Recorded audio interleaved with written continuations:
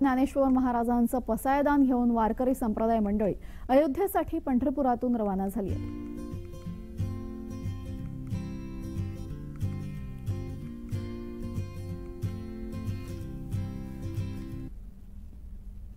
विश्वकल्याणचं मागणं मागणारी संत ज्ञानेश्वर महाराजांचे पसायदान घेऊन वारकरी संप्रदाय मंडळी अयोध्येसाठी पंढरपुरातून रवाना झाली आहे।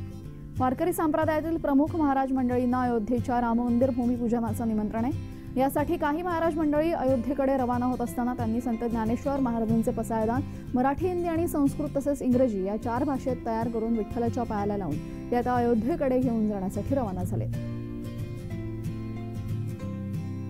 पंढररायाच्या वतीनं, वारकरी संप्रदायाच्या वतीनं या निमित्तानं काहीतरी भेट रामरायाला घेऊन जावी म्हणून आज आम्ही या ठिकाणी आलो आहोत।